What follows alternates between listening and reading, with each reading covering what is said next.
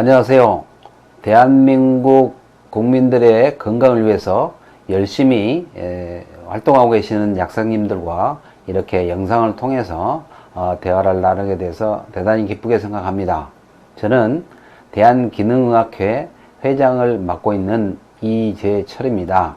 반갑습니다. 여러분들이 이 총론 강론을 통해서 우리 몸에 필요한 비타민, 미네랄의 중요성에 대해서 강의를 앞으로 들으실 텐데, 우리 몸에 필요한 비타민, 미네랄도 중요하지만 시대의 흐름도 굉장히 중요하다고 생각합니다. 지금까지 흐름에 있어서는 우리가 증상치료 개념의 약물을 투여를 해왔는데, 과연 그것이 정말 환자를 유의하고 정말 원인 치료가 돼서 질병을 낫게 하는 그런 치료였는가를 우리가 한번 곱씹어 볼 필요성과 또 그런 시대가 된 것 같습니다. 제가 소개한 대한기능의학회라는 게 미국에서 태동되었는데, 대한민국에서 집대성하고 있는데, 이 기능의학이라는 것이 여러분들이 정말 알고 싶어 하고 또 원하는 그런 것들이 내용이 포함되어 있기 때문에 시대의 흐름에 맞춰서 그런 총론적인 개념에서 그런 당위성을 제가 말씀드리고, 그 다음에 정말로 비타민 미네랄을 왜 필요한 것인지에 대해서 말씀드리고자 합니다. 일단은 여러분들 아시다시피 고혈압 걸리시면 대학병원에서든 약국에서도 혈압을 떨어뜨려 주는 약을 쓰고 있습니다. 그래서 우리는 그거를 치료제라고 여기고 있지만, 실질적으로 고혈압이 생기는 원인 자체에 대해서는 우리가 터부시하거나 또 묻지도 않는, 또 얼추 추측해서 고혈압이 생겼다, 즉 고지혈증이라든지 내지는 다른 어떤 비만이라든지 어떤 유전적 소인이라든지 이런 것들 때문에 혈압이 올라가서 혈압을 떨어뜨려 주면은 메인터넌스 유지하기 때문에 그 자체가 치료라고 우리가 생각하고 살아왔습니다. 하지만 그렇게 평생 약을 먹고 해야 되는 그런 환경 속에서 우리가 살아왔지만, 지금은 그 혈압이 오는 원인을 파악을 하면 약을 먹지 않아도 치료가 되는 그런 시대에 도래해 있는 것입니다. 그래서 우리 기능학에서 하고 있는 그런 근거 중심 의학, 대체의학이 아닌 것을 여러분께 소개를 하고, 그 흐름의 맥락에 맞춰서 필요한 조치들을 하신다면 우리 국민들에게 많은 도움이 되리라고 생각을 합니다. 일단 첫 화면에 보시면 New Path of Medicine이라고 했는데, 이게 미래의학 개념이고 개별 맞춤 의학이라는 게 이 기능의학인 것이고, 그 밑에 보면 아켄타노스라고 제가 올려놨는데, 이거는 이탈리아 샤르데냐 섬이라는 곳이 있는데, 거기에는 전 세계에서 100세 이상 사시는 분이 가장 많이 있는데, 남녀 비율이 1대1입니다.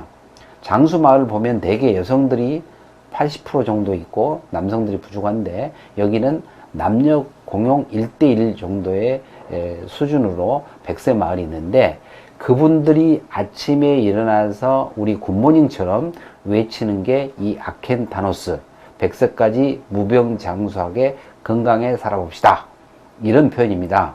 오늘 강의는 그 캐치프레이즈를 걸고 총론적인 강의를 시작해 보겠습니다.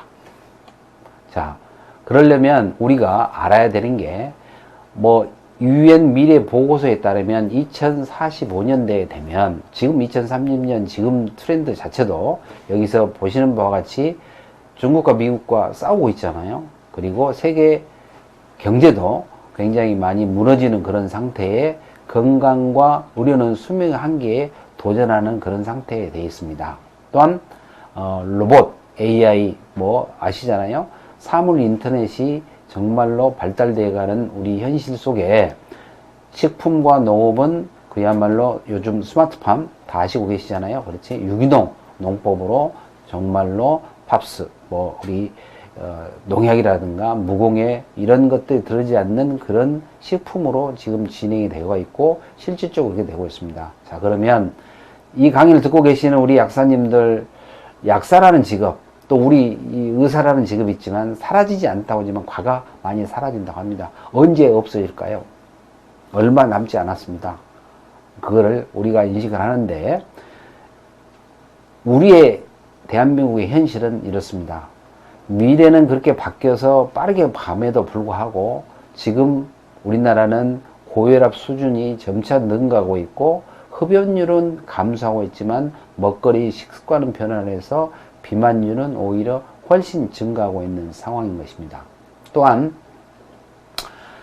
요즘 국가에서도 우리 대사증후군 이야기를 합니다. 이 대사증후군 자체가 모든 성인병의 주범이어서 많은 질환을 이야기하고 또 삶의 질을 떨어뜨리고 또한 경제적인 지출, 국가가 복지국가를 실현하는데 많은 장애를 초래하는 것으로 대사증후군을 보건소에서도 각별히 생각해서 열심히 노력하고 있는데, 중요한 포인트는 대사증후군이라는 진단을 받았다 할지라도 치료 솔루션이라든가 예방한다는 그 차원에서 원인을 제거하는 것을 해야 되는데, 우리는 아시다시피 이 겉으로 나와 있는 혈전증, 이상지혈증, 동맥경화, 고혈압, 당뇨, 인슐린 저항성이라든가 이런 것들에만 우리가 픽스가 되어 있고, 실질적으로 이 대사증후군이 만들어지기까지는 우리 식습관만 이야기하고 비만만 이야기하지만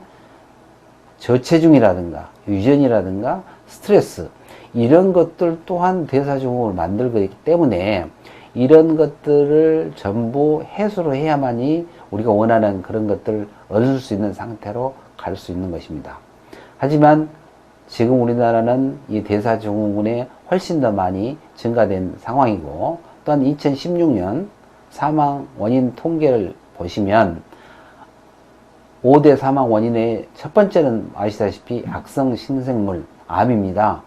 암이 가장 많고, 그 다음에는 심혈관 질환의 심장 질환이 두 번째, 세 번째는 뇌혈관 질환, 네 번째는 폐렴이, 이게 현대인들이 스트레스가 많고 또 이렇게 자연 환경보다는 공해라든가 내지는 이 음식에 변화들이 인스턴트 정크푸드가 많다 보니까 면역력이 많이 떨어지게 되어 있습니다. 그러다 보니까 이 감염에 노출돼서 폐렴이 많이 증가된 상황이고, 그 다음에 또 안타까운 것은 자살이 다섯 번째로 지금 우리 통계에 나와 있는 것입니다. 그만큼 현대인들은 스트레스에서 벗어나지 못하고 있는 그런 상황인 거고요.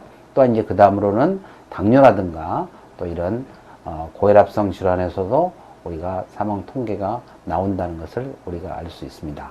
또 남성 여성 암 발생률을 보면 남성은 지금도 위암이 1위를 차지하고 있습니다. 우리나라의 약사님들 위암이 많은 이유가 무엇일까요? 우리는 한번 곱씹어 봐야 됩니다. 위암이 많은 이유가 과연 무엇일까? 우리나라의 한식 때문에 위암이 많을까? 아니면 무엇일까? 실은 우리가 먹는 것은 서양 사람들 훨씬 좋은 것을 먹기 때문에 암이라든가 이런 거 발생률이 줄어들어야함에도 불구하고 굉장히 급진적으로 증가하고 있는 것이죠. 우리나라는 국물 문화입니다. 국물 문화. 밥 먹을 때 국업수유는 먹고, 옛날에는 밥 말아서 이렇게 어떤 식으로는 허기를 채워야 된다는 그런 어떤 생각 속에 살아왔는데, 위에서는 산이 나와서 소화가 돼야지 우리가 필요한 영양분을 혈액으로 할 수 있는 그런 상황인데, 우리는 국물 문화이다 보니까 위산 저하가 굉장히 많습니다. 그런데 우리는 그거에 대한 터치, 또 건강검진을 하더라도 내시경은 많이 했지만 위 기능 검사, 즉 효소 보는 검사들은 거의 많이 하지 않고 있습니다. 지금도 추측한데 그런 부분들도 일조를 하지 않을까 생각이 드는데, 어찌됐든 지금 아직도 위 문제가 남자는 제일 많고, 두 번째는 폐, 세 번째는 대장, 그 다음 간암, 그 다음에 이제 남성 전립선, 이런 순서대로 지금 사망률이 가장 많고 발생률이 많고, 또 여성 같은 경우는 갑상선이 많습니다. 우리나라만 갑상선 문제가 암뿐만이 아니라 갑상선 항진증, 저하증이 많은 이유가 또 무엇일까 한 번쯤 생각해 보셔야 되는데, 우리나라는 요도 과잉 국가입니다. 김미역 다시마 뭐 너무 좋은 걸로 어렸을 때부터 뭐 이렇게 많이 드시기도 하고, 출산했을 때도 많이 드시고 하는데, 분명 득이 되는 것도 사실이나 요도가 과잉이 되면 또한 문제가 되는 것을 우리가 알 수 있고, 서양 사람들은 요도 결핍 국가입니다. 거의 나오질 않습니다. 그러다 보니까 보조식품에는 종합비타민제는 요도가 굉장히 많이 들어 있습니다. 그럼 여러분, 종합비타민제를 드시게 하는 게 좋을까요? 안 좋을까요? 상상해 보십시오. 아무튼 갑상선 문제가 가장 많고, 그 다음에 유방, 대장, 위, 폐, 간, 이런 순서로 암 발생이 되고 있고, 지금 암 환자들의 상대 생존율 추이는 5년 생존율은 굉장히 우리나라가 좋습니다. 5년이라는 것은 수술을 하든 어떤 면역 치료를 하든 방사선 치료는 5년 생존율은 너무너무 좋은 상황이어서 우리는 암을 대수롭지 않게 생각하시는 분도 있으나, 암이 발현이 돼서 또아를 틀어서 진단상으로 만들어져서 우리가 확인하기까지 적게는 뭐 1년일 수도 있지만 대개 5년 이상 걸려서, 만성질환이기 때문에 걸려서 우리가 디텍트, 발견하게 되는 것입니다. 그럼 수술해서 없어지고 다시 발견될 때까지는 그 많은 시간이 걸릴 수밖에 없는 것이죠. 중요한 것은 재발을 했을 때 생존율은 2 내지 3%도 안 된다는 현실을 우리는 간과해서는 안 된다고 생각합니다. 그래서 어찌됐든 암 환자 발생 수위가 점차 증가하고 있고, 남자는 뭐 5명 중에 2명 정도, 여자는 3명 중에 1명 정도 지금 암이 발생되고 있다는 사실입니다.